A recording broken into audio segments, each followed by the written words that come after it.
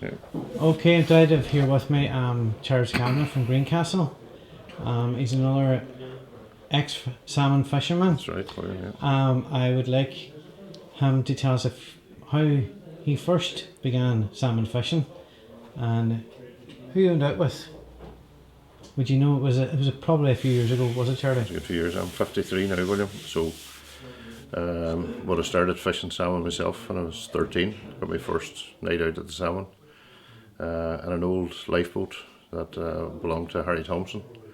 And the skipper was Jim McKinley. And wee John McLaughlin, wee John Owa, as they call him, that was the crew. So I was the young fella that came along. I think the fella that Jim's brother-in-law, Raymond McLucas, was otherwise disposed. So I was the fall guy, I was the young fella next door, and I got my first run out in the lifeboat. Okay. So I remember it very well. Had to get a brand new oilskin top to go fishing that night, and it was, if you can imagine, well, I've grown in size now, let's say, but it was much bigger than I was at the time anyway when I pulled it on. And my first occurrence with the salmon net was John said, "Young fella, you better cut those tassels off the brand new oilskins." And of course I thought he was mad. I was just after getting a brand new oilskin coat.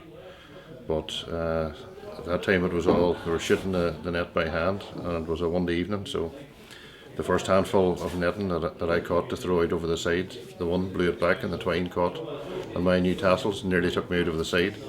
Only for John's quick work, he hopped down into the middle of the net with a knife and snicked off the thing and hopped back up to his place again. And he never said a word. I always remember that. He never said, "I told you so," or anything else.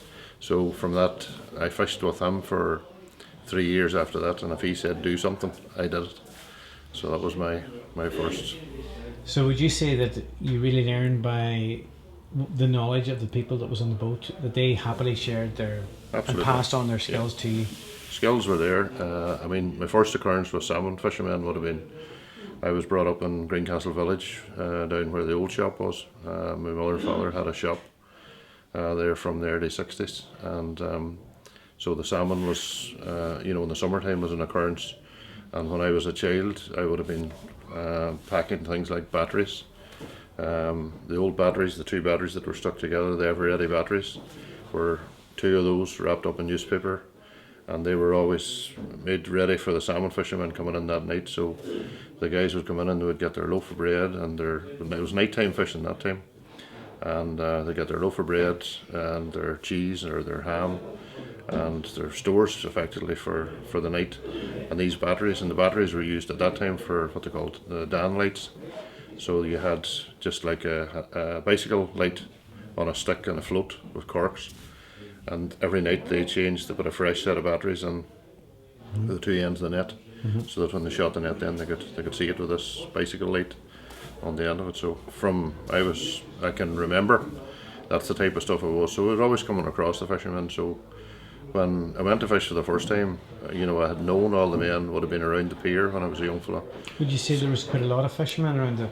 Absolutely, it was a hive of activity at that time. To see the boats, see the men go to fish out around the Seagull Rock at that time. The new pier wasn't built, and you would have, seen the boats all going to fish at night time, and then coming back early in the morning. If you were, you'd hear them coming back after daylight, back into the morning, and many's a morning it was over in the pier to see who had fish and so on like that. So fishermen it's a big thing. So, like a big thing because it was fishing, or a big thing because it brought in a lot of money, that there wasn't a lot of jobs around this area at the time? And did people look forward to, was there a big boost to the economy by the salmon? Huge boost to the economy. As I say, the first example I would have had of that was our own shop at that time. That was 6 weeks of the summer, nighttime fishing. You would have, you had all that commerce, and bills that would have been, salmon money, bills that would have been even run up for stuff during the winter time in the shop would have been squared up at the end of the salmon season, because the money was there to pay the bills that were lying.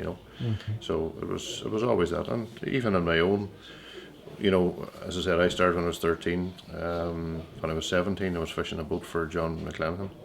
Went to fish with John for a year, and then ended up fishing his boat, the St. Nicholas. She was a half-decker at that time. Myself and Leslie McJogan and Adrian McLennan, and Mike Boner.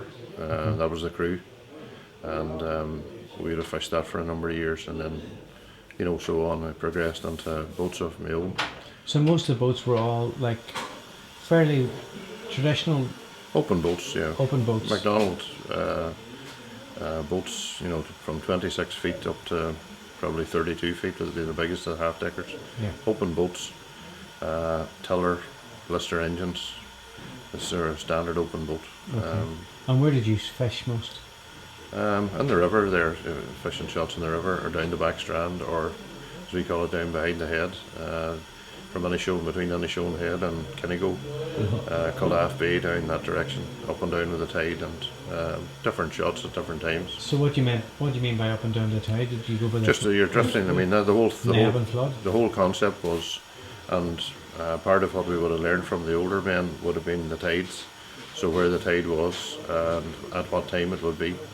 So in the river, you can see it even yet. The low water stream runs diagonally there from McGilligan Point to the Warren Light. You can see the bubbles in the water, and as the tide goes out, that stream comes across and goes ashore. So the tide's finished going out towards the lighthouse at that stage, and then goes back up the river, and that occurs at different times in different places. So a low water in the river occurs 2 hours before it down the back strand down towards Benone, and it occurs 2 hours after it down behind the head, down by Kinnigo, and so on. And the further you go down, the longer it goes, and all the shots and what way you're when you shoot your net out in a line, what way your net drifts. So depending on the time of tide or the strength of tide, or maybe the wind had something to do with it as well. Basically, your net drifted in different ways at different times. So it gave you a great sense of. In my later years now, I've been involved with the Coast Guard for 30 years, and it gave me a great insight into actually drift patterns in my own locality. So if you threw out a plastic bottle or there was someone missing, and you wanted to know perhaps where they would end up, you had that sort of insight from your net drifting as to, if you fell out at Maville Light at a certain time of tide, where would you be liable to end up? So would you come ashore, or would you go to McGilligan, or where you would go? So you had that insight. So therefore, really, like the knowledge that you picked up as a fisherman could save lives. Absolutely, yeah. I've seen it time and time again. We have some of our, the older fishermen there, like Patsy Cannon, who would have trawled and fished salmon as well. He was working in Malin Head. Mickey McCormick was upstairs there. So different times that in later years there we would have had shouts maybe for a missing diver off Malin Head or Glengad. We would consult. The computer might say one thing, but we would actually consult and say, well, there's actually a counter tide in along the shore here. We think we should search this area as well. And it has come to pass that the old knowledge has been as effective as the computer, So would you say that there is a particular wealth of knowledge, because the Foyle is one of the fastest flowing rivers in Europe? Yes. So therefore it has a particular tidal range that is very specific to this area. Well, all inlets have their own, their own sort of characteristics, let's say, in different places. But yeah, there's known characteristics. We have a room full of people here tonight that could tell you a lot of the drifts, Yeah, and it's basically you cannot learn these drifts unless from our maritime heritage. And would you agree that what is sitting upstairs during this Heritage Week, there is a wealth of information that, with all the sophistication that you've got at your disposal, which I think is fantastic, and all the work that you do at Coast Guard, there's actually a wealth of information up the stairs that really, that you cannot.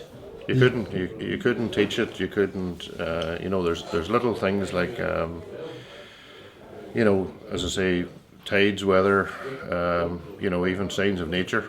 That the men would look at the environment around them, and you're talking about people who they fished by landmarks. Like when we started, even in my lifetime, I'm relatively young, be one of the younger men.